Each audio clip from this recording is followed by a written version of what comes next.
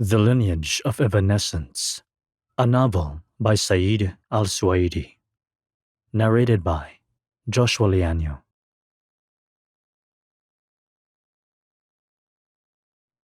Arc 1, Chapter 1. Ahmu. Ahmu hated to meditate. It was hard to rein his thoughts in and keep them from bounding out of his head. They seemed to always want to run outside the cave, where the sun shone through bright green tree leaves. "You're distracted again," his father, Oba, said. His voice made the skin on the back of his neck shiver. "I'm sorry, father," Ahmu mumbled, and resumed the futile attempt of steadying his mind. His thoughts swirled with even greater ferocity this time. But now, the youthful need for action and adventure was tainted by the fear of disappointing his father. Ahmu's eyebrows swayed up and down like raging waves, the strain to concentrate threatening to make him pass out. Oba sighed. Then Ahmu heard his father's cotton pants ruffling. Opening one eye, he was met with Oba's angry glare. "I'm sorry." A raised hand stopped Ahmu from finishing his apology. Oba stood up, his heavy footsteps echoing towards the cave's entrance. Ahmu rose to his feet quickly and followed his father outside. He remained quiet, fearing that any more words from him might flare up his father's anger. Oba strode through the forest path in long, hurried steps, not paying attention to Ahmu's struggle to keep up. His eyes searched the verdant surroundings for suitably sized rocks. Finding one, he stopped. Ahmu's quick and nimble sidestep was the only thing that kept him from fully colliding with his father's leg. "Can you move this rock?" Oba asked him with a heavy stare and in all seriousness. "Of course not," Ahmu quickly replied, thinking this was another lesson. Wordlessly, Oba spread both his palms wide, wrapped his arms around the rock, and lifted it off the ground. Ahmu's feet took an involuntary step back at the sight. Oba released the rock, and a soft thud vibrated, sending tremors through the soil where Ahmu's feet had been. "Use your fist and strike the surface," Oba said, pointing to the rock, his tone cold and ruthless. Ahmu stepped forward and took position. He posed as he had been taught, feet firm on the ground, fingers tightened into a ball, all four of his knuckles connected with the cool surface on his first strike. Wincing from the sharp pain, he involuntarily pulled his hand back. "Again!" Oba commanded, his face showing no discernible concern for his son's pain. Ahmu struck the rock again. Oba repeated the command. Ahmu struck again. His knuckles were turning blue. "Again!" Soon, Ahmu's skin on his knuckles broke, and his blood smeared the spot he was hitting. "Enough," Oba ordered. Ahmu's hand fell limply by his side. Tears threatened to escape from his eyes, but he held them back. Clenching his teeth, he felt blood oozing from his knuckles into the lush grass below. Oba gestured for Ahmu to step aside, and he took the same position in front of the rock. "Without training in the ways of the ancient arts of the beginnings, your body will be brittle and weak," he said as he took the first strike. His fist collided with the rock. Again and again and again, he kept striking until he, too, marked his own blood on the already stained surface. "If you follow my lessons," Oba said, taking a deep breath and driving his fist into the rock once more, punching through Ahmu's bloodstains, "you can learn to do these simple things and much, much more." A crack ran across the rough surface of the rock, expanding until it reached the very top. Then the rock split in two, each part falling away. In awe, Ahmu watched his father achieve this seemingly unsurmountable task with apparent calm. The divide in their skills was so staggering it made his legs tremble. Oba gestured with his injured arm. "Come, you're much too excited for us to continue practicing. We'll pick this up tomorrow." Not waiting for a reply, His father walked in the direction of their family's hut. Ahmu again struggled to keep up, but the pain in his trembling right hand kept him from dwelling on that too much. A baby's cry reached them right before they came to the clearing on which the hut was built. Ahmu's youngest brother, Sagar, filled the air with his insistent bawling. Now almost 3 years old, Sagar sometimes still had fits of crying. Ahmu didn't begrudge his brother for being sad or angry, but the constant doting of their mother, Uma, sent spikes of envy through his heart. Nearing the hut, they passed Alu and Mina. They were locked in a mock duel in front of the gigantic tree shielding their hut from pouring rain and scorching sun. Alu was a year older than his sister, but that didn't stop Mina from giving him a hard time in every fight they had. Oba's eyes shifted toward them.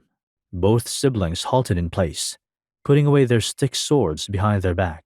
When Ahmu and Oba made it past them, two pairs of feet scurried away to the far side of the tree. When they stepped inside their humble home, Uma's eyes caught the thin line of red liquid streaming down Ahmu's knuckles. She shifted her gaze to Oba. Ahmu's injured hand trembled, but he kept the pain from showing on his face, doing his best not to look weak in front of his mother. Leaning into him, Uma put Sagar into Ahmu's arms, keeping a soft grip on the baby until his older brother had taken hold of him. Ahmu's left arm cradled Sagar, and when he tried to close the fingers on his right hand, pain shot up his arm. He cradled Sagar's head in the crook of his left arm and used his right wrist to support it. The sting of the injury made his eyes blurry, but he fought the pain back and held his brother close. "Don't worry, Sagar. I'll never let you go. You're safe," he thought, watching his brother's small eyes, studying him with great interest. Recognition ran through Sagar's features, and he giggled at the sight of his brother's determined face. That small, happy sound made his oldest brother forget about the pain in an instant. "Leave the baby to your mother," Oba beckoned. "We'll go clean our minds and bodies before eating." Ahmu's gaze shifted to his mother, who came over and took Sagar off his hands without saying a word. He realized his hand would not be healed now. Oba walked outside and called Ahlu over. Ahmu went through the door, and a moment later, Mina dashed past him on her way to help their mother prepare their meal. Oba set for the tree at a quick pace, Ahlu almost jogging to keep up. Ahmu kept his distance, scanning the forest floor for the herbs he'd need to bandage his hand. Soon, they reached the river and disrobed. Ahmu left what he had gathered in a pile next to his simple cotton clothes and entered the water. Washing himself was a very painful hurdle, but the cool river surrounding him allowed him to relax and think things through. "This is a test. That's why he didn't allow Mother to heal me. He's watching how I'll solve this problem."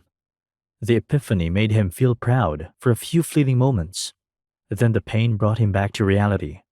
"I'll fix my hand with herbs like Mother had shown me. Then I'll figure out how to meditate properly. If I don't, Father will be disappointed." The thought froze his stomach.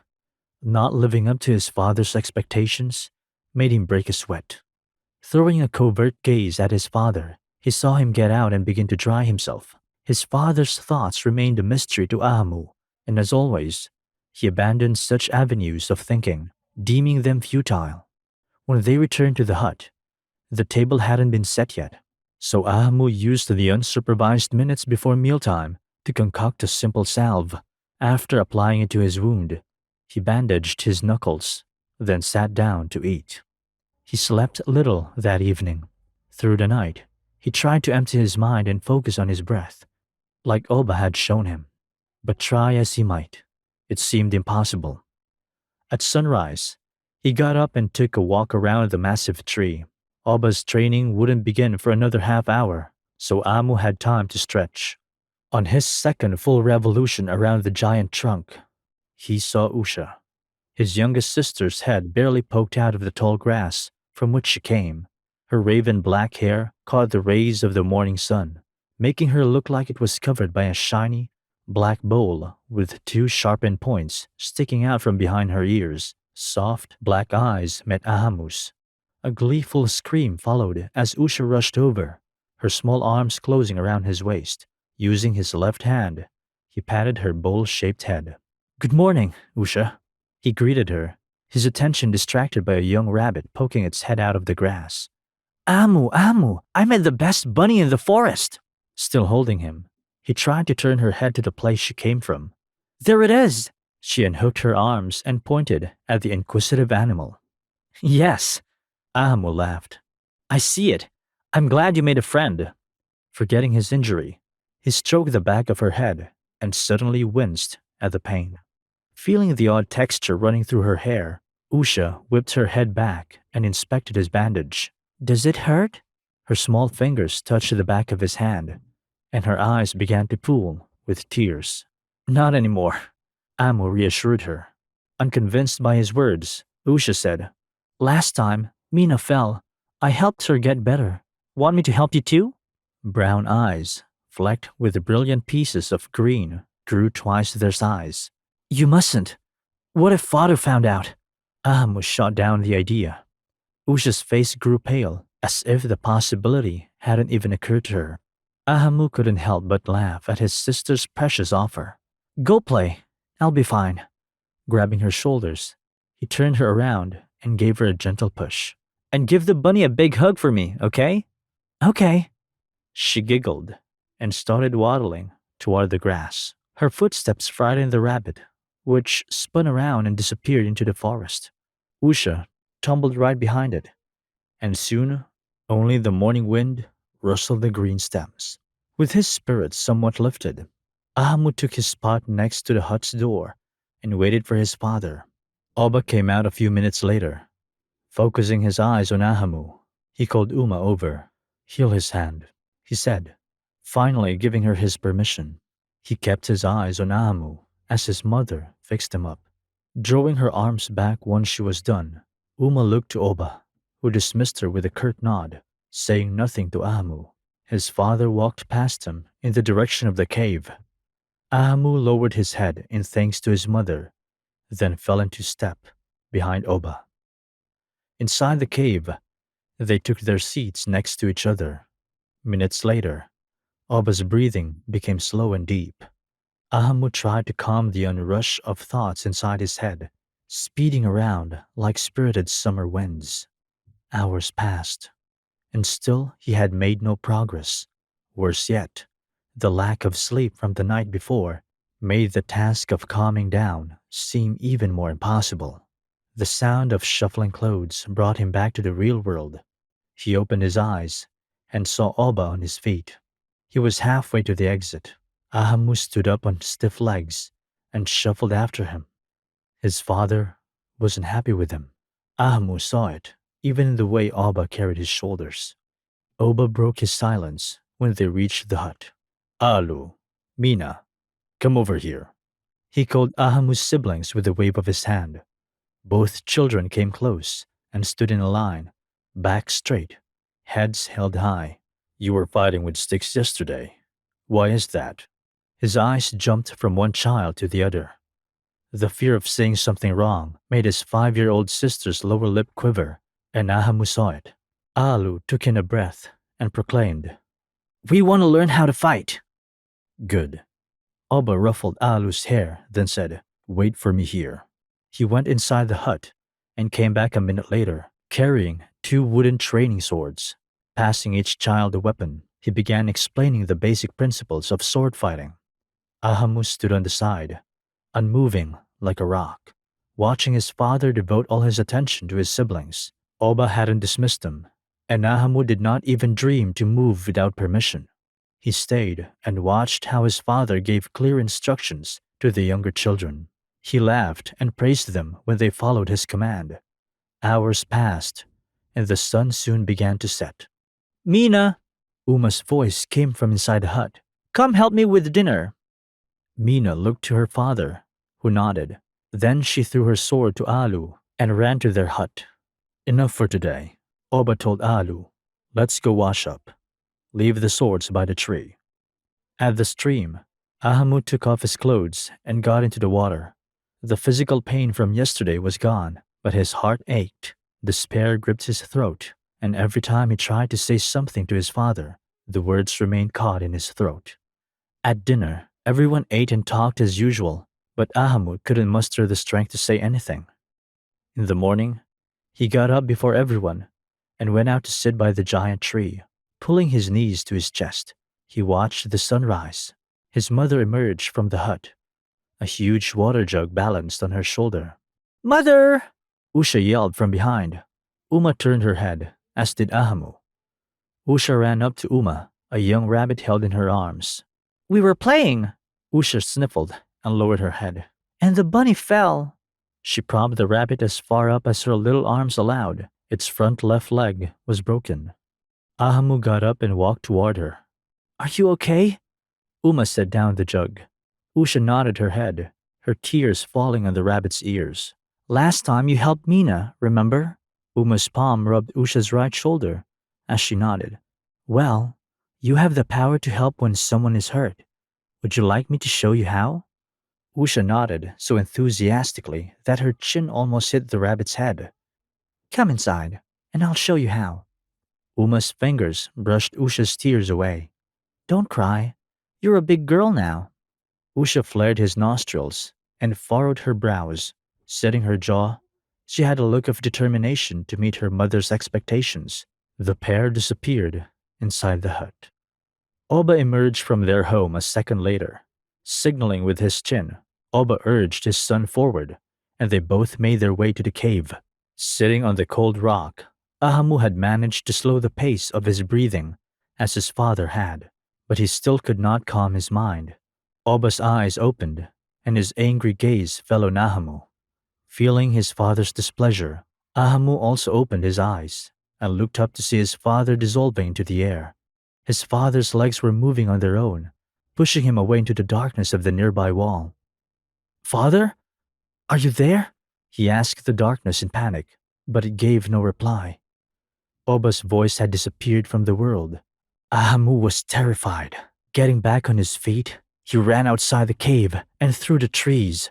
Out of breath, he barged into the family hut, saying, "Is father here?" "No," his mother answered. "He went to meditate with you." Taking Sagar from his cradle, she lifted him up and moved closer to Ahmu. "What happened?" We were practicing and he what?" Uma's mouth formed a line. "He vanished, and I can't hear his voice anymore." Ahmu's sullen tone softened Uma's features. "Don't worry, dear. Your father is still with us." Holding Sagar in one hand, she caressed Ahmu's cheek with the other. "Why can't I see him then?" Dark eyes looked up at his mother. She looked around, as if making sure no one else was listening, and said in a whisper, "Once you can meditate, you will see him again." "But I'm not good enough yet," Ahmu protested. His voice low, he added, "And the cave is scary." Uma gave him a meaningful look that said she would help no more. Sagar cried, and she swayed her arms to calm him down. Usha came in, the rabbit from earlier all healed up and hopping behind her. "Look, mother, he's all better." Usha's joyful words uplifted Ahmu as well. "Yes, you did great, Usha. Now go outside and play," Uma said without turning, her attention focused on the fusing Sagar. Suddenly, the sounds around Ahmu died down. Even his baby brother's cries could no longer be heard. In the oppressive silence, Ahmu raised his head and made a decision. "I'll figure out how to meditate and talk to father once more." His mother said nothing when he left, but a wave of deep sadness washed across her face, only witnessed by Sagar's probing gaze. Sitting down on the cave floor, Ahmu exhaled and forced away any unnecessary thoughts. Like pesky flies, they kept coming back, trying to invade his mind and stop him from completing his task. But he swatted them away from the serene center of his mind. Hours passed, and his stomach growled for food. Ahmu grappled with the hunger he was feeling, trying to push it away. But it stubbornly remained in the deep pit of his stomach. Undeterred, Ahmu continued to fight to no avail, until something occurred to him. We get hungry because we need food. Without food, everything dies. So I probably can't make this feeling go away. So what if I don't try to get rid of it and let it be? Putting his plan into action, Ahmu seized the attempts to push the feeling out and simply observed it. Hours passed, turning day into night. Darkness crept over Ahmu's skin, scaring him. His hunger had long departed. Now, he had to fight against another emotion. Fear, with its dark, sticky tendrils creeping up his spine. Fear wasn't as easy to observe and subdue as hunger had been. Its black mass crawled toward his mind, whispering horrific things that hid behind the darkness of the cave. Ahmu shivered. His legs wanted to jump and bolt out of the cave, but the faintest sound made him endure. In his mind, he called out to the sound, "Father? Is that you?" Yes. The voice replied, "Come find me." "I will, Father." Opening his eyes, Ahmu stretched out his arms and legs, working the stiffness of his limbs away. He stood up, feeling faint. He hadn't brought any water, and the days he had spent in the cave had diminished his reserves almost completely. Fighting off fatigue and weakness, he dragged himself to the family hut, where he drank a few gulps of water and fell asleep. He dreamed about climbing a colossal tree. Each of its branches was as big as or bigger than the tree next to their hut, and on each branch was a sitting child. Looking up, Ahmu saw the giant trunk went so far up it left the planet's surface. Upon realizing how big the tree was, Ahmu woke up with a start. Morning had come, so Ahmu got out of bed and headed to the cave to practice. Inside, he sat down and crossed his legs and began meditating.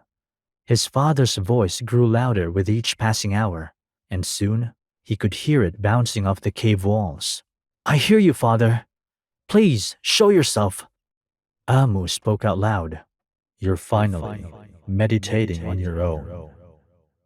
Oba's voice drifted, showering Ahmu's head and shoulders with warmth. Open your eyes, my child. Ahmu did as he was told. His father was sitting next to him, at the exact spot he had been before. Getting back on his feet, Ahmu bowed his head low. "Father, thank you." Is there something you want to speak to me about?